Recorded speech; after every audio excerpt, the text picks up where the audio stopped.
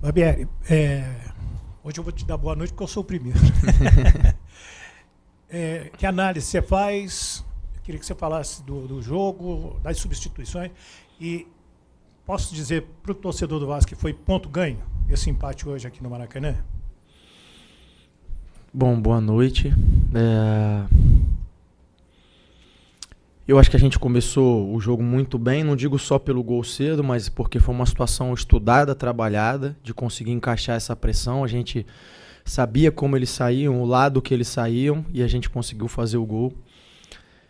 Depois a gente conseguiu se defender bem, mas não estava conseguindo ligar tantos contra-ataques no primeiro tempo.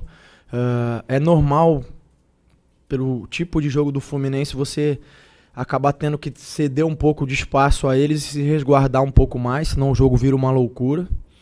E eu acho que a gente fez isso bem, com alguns detalhes para corrigir. A gente tentou...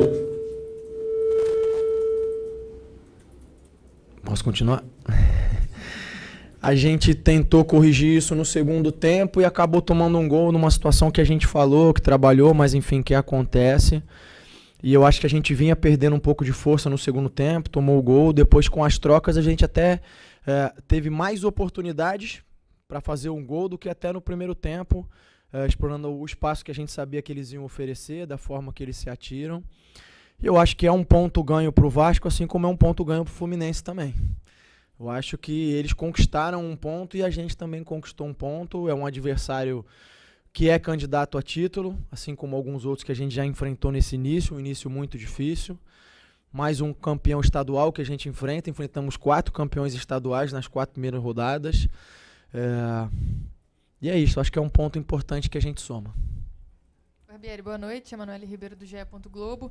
Você fala sobre as transições em velocidade, que no primeiro tempo o Vasco não conseguiu tanto, e no segundo tempo isso realmente muda, a gente vê uma chance com o pé, que ele acerta a trave no cruzamento, depois o Alex Teixeira perde ali no susto, né? Tem o Ignaldo também, numa chance muito perigosa, depois no fim agora o Figueiredo passando perto da trave também. O Vasco conseguiu ter esses escapes no segundo tempo, mas também sofreu uma pressão muito maior do Fluminense, né? A gente viu no início ali o Vasco sendo empurrado para dentro do seu gol e o Léo Jardim novamente tendo uma participação muito grande nessa partida. Queria que você detalhasse melhor essa questão das substituições, o que você achou dessas mudanças que você fez no ataque. A gente vê o Ignaldo entrando no lugar do Pedro Raul, um atacante mais móvel, de mais velocidade, justamente para aproveitar essas transições.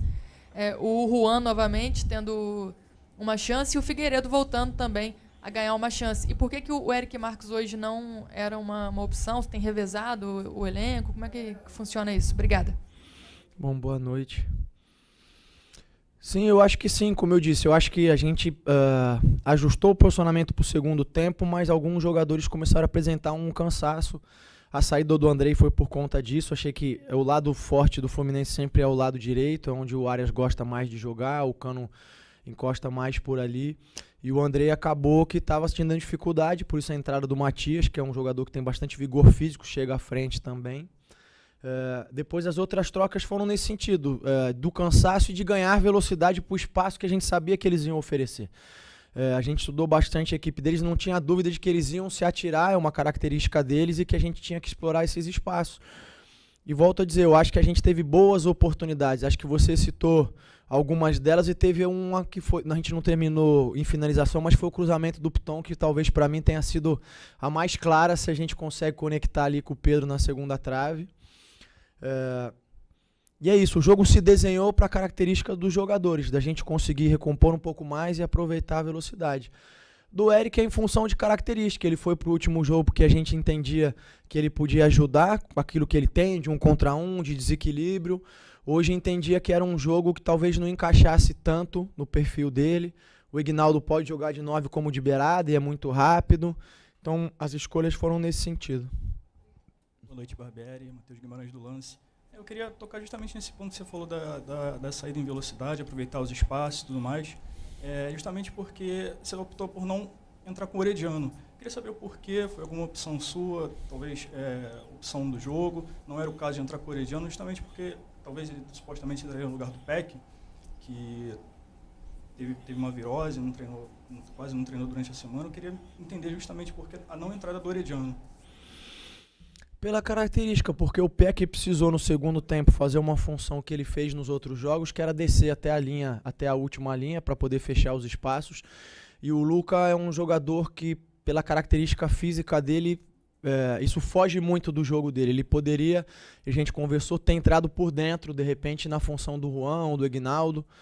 Mas como era um jogo que a gente tinha que priorizar a velocidade e essa disputa de bola pelo alto, algo que foge um pouquinho da característica do Luka, o Luka acabou não entrando hoje. Então a ideia sempre é tentar aproveitar ou potencializar aquilo que os jogadores têm de melhor, mas todos eles são importantes, o Luka, o Eric que ficou fora, a gente tem um grupo muito dedicado, muito comprometido, todos eles. Eu acho que a gente se defendeu muito bem. Vale lembrar que as grandes chances do Fluminense ou foram chutes de fora, como foi o chute do Nino, ou bolas cruzadas, em que a gente conseguiu fechar bem os espaços deles ali, mas faltou só a gente ligar melhor os contra-ataques. Para a gente terminar, então. Essa é a última mesmo? Eu estou terminando aqui. Fala para a gente sobre o Léo Jardim, mais uma vez, né? Que campeonato está fazendo o Léo Jardim, muito interessante. Um dos destaques hoje. Eu acho que o Léo vem muito bem. Eu acho que a gente internamente nunca teve dúvida sobre a capacidade do Léo. Eu sei que... E é natural que tenha acontecido porque o Ivan, quando teve a oportunidade, entrou muito bem.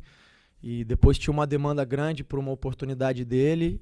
E quando chegar o momento, se for o caso, ele vem trabalhando, também vai corresponder.